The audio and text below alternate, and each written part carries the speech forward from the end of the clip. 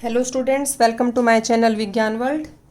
तो आज हम स्टूडेंट्स करेंगे डिस्प्लेसमेंट रिएक्शन। दो रिएक्शंस हमारी होगी थी, कॉम्बिनेशन और डिकम्पोजिशन।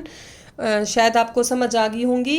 और फिर भी अगर आपकी कभी भी किसी भी वीडियो में टॉपिक में कोई प्रॉब्लम रहती है, कोई डाउट रहता है, तो आप अपना क्वेश्चन पूछ सकते हैं, मेरे से कमेंट बॉक्स में डाल सकते हैं। मैं ज़रूर उसको सोल्व करके आपको बताऊँगी। ठीक है, तो नेक्स्ट टॉपिक है डिस्प्लेसमेंट रिएक्शन। तो डिस्प्लेसमेंट रिएक्शन क्या होती है students? As the name indicates, जिसमें एक एलिमेंट किसी दूसरे को डिस्प्लेस कर देता है, उसकी जगह ले लेता है, उसकी जगह आ जाता है। These type of reactions are called displacement reaction. तो इसमें हम एग्जांपल लेंगे। आप देखिए, आयरन ले लिया और आयरन को कॉपर सल्फेट के सॉल्यूशन में डाल दिया। कॉपर सल्फेट के सॉल्यूशन में डालेंगे तो ये आयरन जो है इसके सल्फेट को अपने साथ ले जाएगा, कॉपर अकेला रह गया।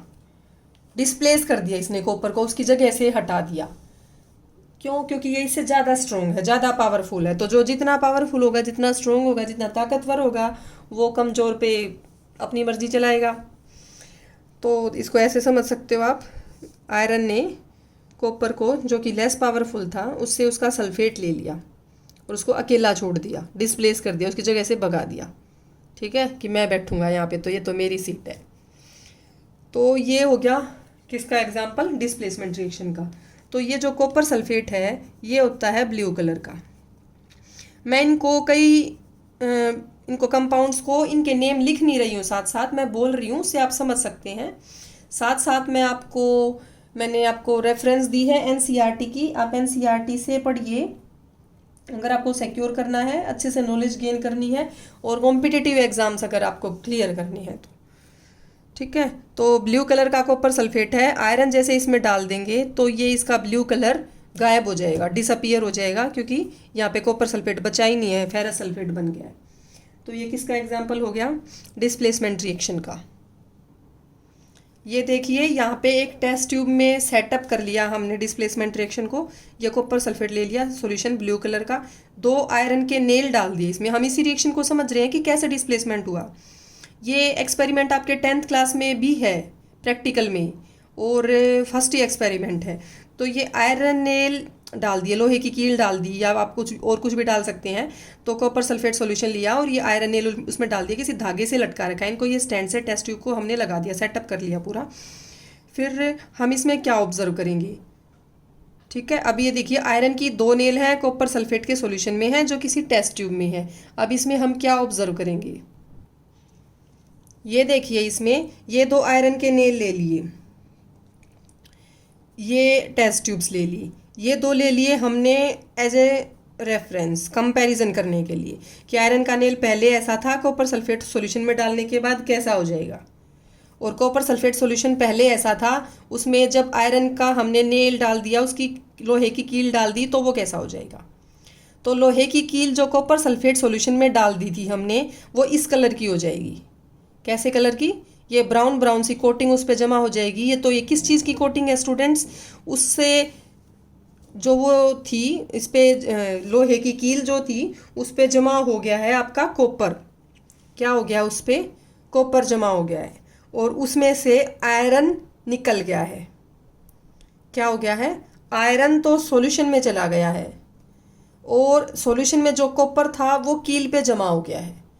तो उसकी वजह से ये इस कलर की हो जाएगी, ब्राउन ब्राउन कलर की। और जो कॉपर सल्फेट सॉल्यूशन का ब्लू कलर था वो गायब हो गया। ठीक है, क्यों गायब हो गया? क्योंकि यहाँ पे कॉपर सल्फेट रहा ही नहीं है। ये मिक्सचर जो है अब ये फेरस सल्फेट का है, जैसा मैंने रिएक्शन में बताया था कि फेरस सल्फेट बन गया तो ये ऐसा कलर आएगा। कॉपर सल्फेट, कॉपर अब अलग हो गया, और अलग हो गया ये कॉपर कहाँ चला गया है? आयरन के नेल पे, यहाँ डिपॉजिट हो गया है। ठीक है, तो ये हम किसको समझ रहे हैं यहाँ? डिस्प्लेसमेंट रिएक्शन को। तो ये डिस्प्लेसमेंट रिएक्शन को ध्यान से समझना। ये दो टेस्ट ट्यूब है, एक पहले की है, एक्सपेरिमेंट से पहले की, कि सिर्फ कॉपर सल्फेट सॉल्यूशन है, कंपैरिजन के लिए इसको लिया है। और दूसरी कौन सी है? जब इसमें आयरन नेल लगा दिया था तो इसका कलर गायब हो गया, सिर्फ ये दिखाने के लिए। और यहाँ पे क्या है कि आयरन नेल ऐसे से ऐसा हो गया, उस पर कॉपर डिपॉजिट हो गया और आयरन उसमें से रिलीज हो गया है। तो ये कंपैरिजन के लिए ली गई हैं दो। तो ये था आपका एक्सपेरिमेंट, ये बहुत ही कॉमन एग्जाम्पल है जो छोटी क्लासेस से और आगे तक आता है। मैंने बताया अभी आपके ये प्रैक्टिकल बुक में भी है, एक्सपेरिमेंट भी है। इसके अलावा हम कोई और एग्जाम्पल लेंगे तो भी ऐसे ही डिस्प्लेसमेंट होगी। जिंक ले लें आयरन की बजाय कॉपर सल्फेट के साथ, तो जिंक भी कॉपर को ऐसे ही उसकी जगह से डिस्प्लेस कर देगा। जिंक सल्फेट कॉपर बना दिया। लेड की करवा दो कॉपर क्लोराइड के साथ, लेड क्लोराइड बन जाएगा और कॉपर अकेला रह गया। मतलब ये नहीं है कि कॉपर सबसे कमज़ोर है, किसी के साथ भी करवा लो तो वो सबके सल्फेट छीन ले जाएगा या सबके सॉल्ट ले जाएगा, ऐसा नहीं है। आपको ध्यान रखनी है ये बात। ये स्टूडेंट्स नेक्स्ट चैप्टर में आ जाएगा। रिएक्टिविटी सीरीज होती है कि कौन किससे कितना रिएक्टिव है। आप अपनी क्लास में फाइंड आउट कर लो एज के अकॉर्डिंग कौन सबसे बड़ा, कौन उससे छोटा, कौन उससे छोटा। तो इस तरीके से लिस्ट बनाएंगे तो ऐसे ही रिएक्टिविटी सीरीज होती है, कौन सबसे स्ट्रॉन्ग है, दूसरे नंबर पे कौन सा स्ट्रॉन्ग। हम डेली लाइफ वर्ड, जैसे एक डेली लाइफ का वर्ड है स्ट्रॉन्ग, तो लेकिन यहाँ पे अगर साइंस की लैंग्वेज में बात करें तो आप बोलेंगे highly reactive. Which element is most reactive and which element is highly reactive in comparison to copper. तो यहाँ तीनों एलिमेंट जो ये हैं ये कॉपर से ज़्यादा रिएक्टिव हैं, तो रिएक्टिविटी देखी जाती है। ठीक है, तो कौन किससे कितना ज़्यादा रिएक्टिव है उस बेसिस पे वो उसको डिस्प्लेस कर देगा, लेस रिएक्टिव को। ओके स्टूडेंट्स, तो ये थी हमारी डिस्प्लेसमेंट रिएक्शन। अब ये आ गई है हमारी डबल डिस्प्लेसमेंट रिएक्शन। तो डबल डिस्प्लेसमेंट रिएक्शंस कौन सी होती हैं स्टूडेंट्स, जिसमें दो एलिमेंट अपने अपने आयंस को एक्सचेंज कर लिए, मतलब डिस्प्लेसमेंट दो बार हो जाए। जैसे ए जो है वो बी को डिस्प्लेस कर दे और बी ए को कर दे। ए के साथ एक्स है, बी के साथ वाई है, तो इस रिएक्शन में क्या हो जाएगा, ए वाई को ले जाएगा अपने साथ और बी के साथ बच जाएगा एक्स। तो अदला बदली कर ली अब अपने एनायंस की। एनायंस कौन से होते हैं स्टूडेंट्स, आपने पढ़ा होगा, 9th में आता है ये, कैटायंस एंड एनायंस। तो कैटायंस होते हैं प्लस चार्ज के, एनायंस होते हैं माइनस चार्ज के।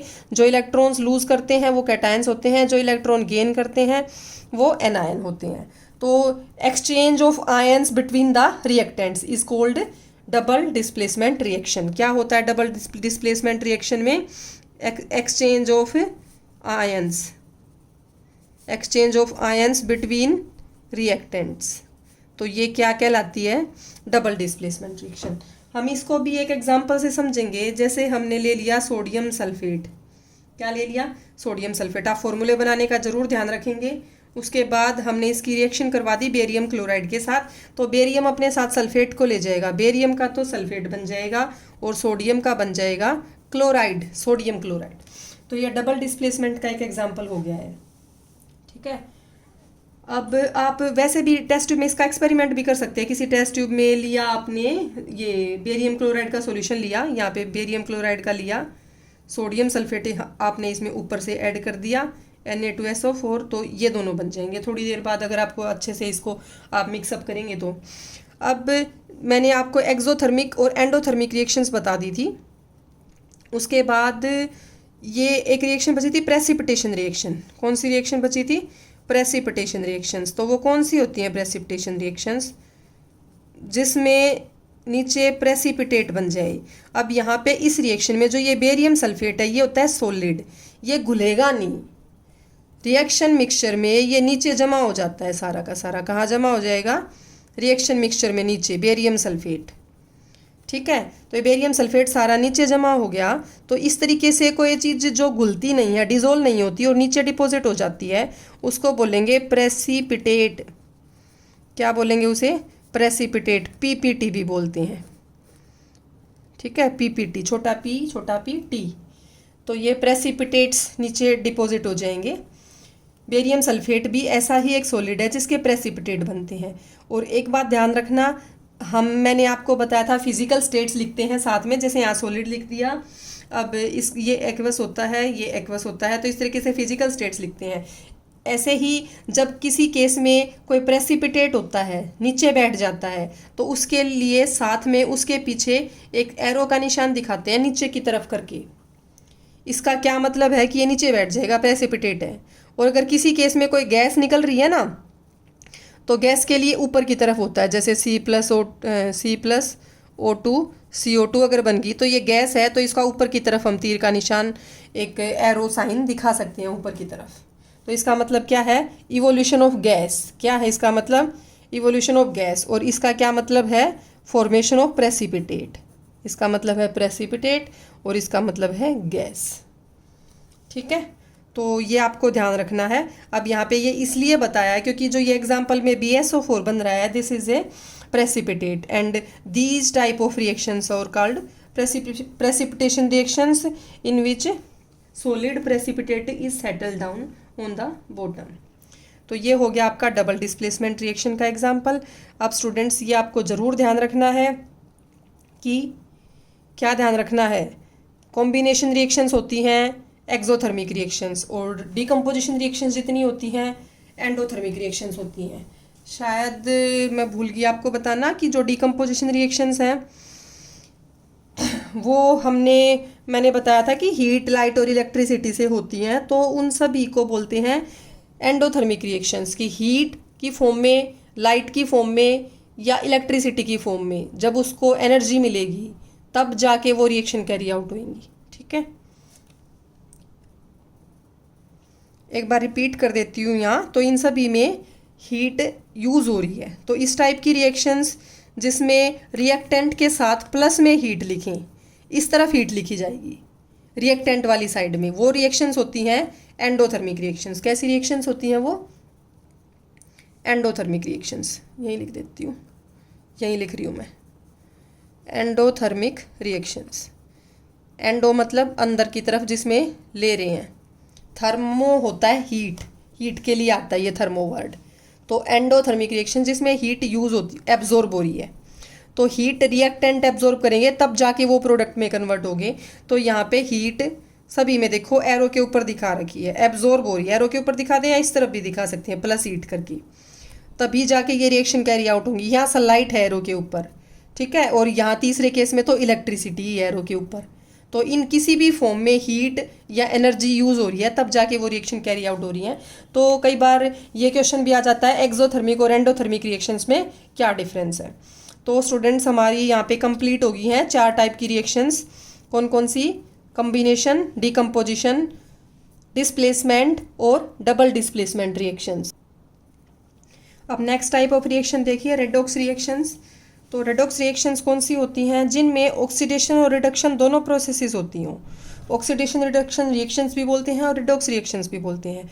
तो ऐसी कोई रिएक्शन जिसमें दोनों टाइप ऑफ रिएक्शंस हो रही हों, जैसे A+B इनसे बन गया C+D। तो ऐसा मान लिया हमने A से C का बनना ऑक्सीडेशन रिएक्शन है। कैसी है? ऑक्सीडेशन। और B से D का बनना रिडक्शन रिएक्शन है। कैसी रिएक्शन है? रिडक्शन। तो ओवरऑल ये जो कंप्लीट रिएक्शन होगी पूरी की पूरी, इसको बोलेंगे रिडॉक्स रिएक्शन, जिसमें दोनों काम होते हैं, ऑक्सीडेशन रिएक्शन भी हो और रिडक्शन रिएक्शन भी हो। और स्टूडेंट्स अगर हम इनको अलग अलग लिख देंगे कि A से C बन गया तो ये कैसी रिएक्शन होगी? ऑक्सीडेशन रिएक्शन होगी। और अगर हम ऐसे लिख देंगे B से D बन गया तो ये कैसी होगी? रिडक्शन रिएक्शन होगी। तो इनको सेपरेटली भी आप लिख सकते हो कि A से C बन गया ऑक्सीडेशन रिएक्शन है, B से D बन गया रिडक्शन रिएक्शन है, और कंबाइन करके अगर आपने लिख दिया तो वो कैसी रिएक्शन हो जाएगी? रिडॉक्स रिएक्शन हो जाएगी। अब स्टूडेंट ये ध्यान रखना है आपको कि ये रिएक्शन जिसमें A का ऑक्सीडेशन हो रहा है और वो C बन गया, तो रिएक्शन को तो बोलेंगे ऑक्सीडेशन रिएक्शन, लेकिन ये कंपाउंड A जिसका ऑक्सीडेशन हो रहा है उसको बोलेंगे ऑक्सीडाइज्ड। क्या बोलेंगे उसे? ऑक्सीडाइज्ड। और ऐसे ही जिस कंपाउंड का रिडक्शन हो रहा है उसको बोलेंगे रिड्यूस्ड। क्या बोलेंगे? रिड्यूस्ड। ये रिड्यूस्ड हो रहा है, रिडक्शन रिएक्शन है, ऑक्सीडेशन रिएक्शन है, लेकिन कंपाउंड A ऑक्सीडाइज हो रहा है। तो ये सब बातें आपको ध्यान रखनी है कि रिडॉक्स क्या होती है, ऑक्सीडेशन क्या होती है, रिडक्शन क्या होती है, ऑक्सीडाइज्ड कौन है और रिड्यूस्ड कौन सा कंपाउंड है। अब देखिए ऑक्सीडेशन और रिडक्शन में क्या डिफरेंस है। तो ऑक्सीडेशन वो प्रोसेस होती है जिसमें क्या होता है? Addition of oxygen. दो डेफिनेशन आती हैं इनकी, दोनों प्रोसेस की। और रिमूवल ऑफ हाइड्रोजन, कोई भी एक डेफिनेशन ले लो, कोई भी एक काम हो रखा हो, हाइड्रोजन ऐड हो रखी हो या ऑक्सीजन ऐड हो रखी हो या हाइड्रोजन रिमूव हो रखी हो, वो होती है ऑक्सीडेशन। यहाँ उल्टा है। रिडक्शन रिएक्शंस कौन सी होती हैं? ये कहेंगे एडिशन ऑफ हाइड्रोजन और रिमूवल ऑफ ऑक्सीजन। भाई यहाँ ऑक्सीजन बढ़ रही है, यहाँ हाइड्रोजन जो हैं वो कम हो रही हैं, यहाँ हाइड्रोजन ज़्यादा बढ़ रही हैं और ऑक्सीजन कम हो रही है। ऐसे करके भी हम दिखा सकते हैं। तो कोई भी एग्जांपल ले लो, जैसे हमने लिया था मैग्नीशियम ऑक्सीजन के साथ रिएक्शन करता है, मैग्नीशियम रिबन वाला सबसे पहली एक्टिविटी, मैग्नीशियम ऑक्साइड बन जाता है। तो ये एक ऑक्सीडेशन रिएक्शन है, क्योंकि इसमें मैग्नीशियम के पास ऑक्सीजन आ गई। तो यहाँ बोलेंगे magnesium is said to be oxidized and the reaction is oxidation reaction. ठीक है, क्लियर हो गई बात। तो ऐसे ही जैसे सल्फर है, सल्फर की इसके साथ अभिक्रिया करवा दी H2 के साथ, या आप ये करवा लीजिए, तो क्या बन जाएगा, सल्फर ऑक्साइड है, ये क्या बन जाएगा, हाइड्रोजन सल्फाइड बन जाएगा। तो ये क्या है, इसमें हाइड्रोजन ऐड हो रही है, तो ये कैसी रिएक्शन होगी। ये रिएक्शन मैंने वैसे आपको समझाने के लिए बनाई है। ठीक है, तो इस रिएक्शन में क्या हो रहा है, सल्फर के पास हाइड्रोजन ऐड हो रही है, तो ये रिडक्शन रिएक्शन है। और सल्फर को क्या बोलेंगे कि this is said to be reduced. ठीक है, समझ गए। तो इस टाइप की रिएक्शन होती है रिडक्शन रिएक्शन। ऐसे ही जैसे आपकी बुक में दे रखा है कि एग्जाम्पल ले लिया इन्होंने, ले लेते हैं हम, कॉपर जो है, कॉपर का इन्होंने ऑक्साइड बना दिया। क्या बना दिया, ऑक्साइड, हीट करके। ठीक है, अब यहाँ पे ये क्या कह रहे हैं कि जो कॉपर है, कॉपर हम पाउडर की फॉर्म में लेंगे चाइना डिश में, और उस पाउडर पे ब्लैक कलर आ जाता है। कैसा कलर आ जाता है, ब्लैक, क्योंकि ब्लैक कौन है, कॉपर ऑक्साइड है, ब्लैक। ठीक है, तो इस एक्टिविटी में क्या हो रहा है, इस रिएक्शन में क्या हो रहा है, कॉपर की ऑक्सीजन के साथ रिएक्शन हो रही है और ये ऑक्सीडाइज हो गया कॉपर, ऑक्सीडेशन रिएक्शन है ये। ठीक है, अब अगर हम इस रिएक्शन को हाइड्रोजन दे दें या हीट कर दें, जो ये था कॉपर ऑक्साइड, इसको हमने गर्म कर दिया, कॉपर ऑक्साइड को गर्म कर देंगे इसको, और हाइड्रोजन गैस पास करेंगे, तो साथ में हाइड्रोजन गैस हमने पास कर दी इसके ऊपर, तो कॉपर बन जाएगा और ये हाइड्रोजन ऑक्सीजन को ले जाएगी, H2O बन गया। ठीक है, तो ये एग्जाम्पल हो गया एक कैसी रिएक्शन का एग्जाम्पल हो गया, ये रिडोक्स, ये रिडोक्स रिएक्शन है। अब इसमें देखिए कॉपर ऑक्साइड से कॉपर का बनना। ठीक है, किससे, कॉपर ऑक्साइड से कॉपर का बनना। ये पार्ट तो हो गया रिडक्शन पार्ट, कि ऑक्सीजन कम हो रही है इसकी, this compound is said to be reduced. ठीक है, तो ये रिडक्शन हो रहा है इसका।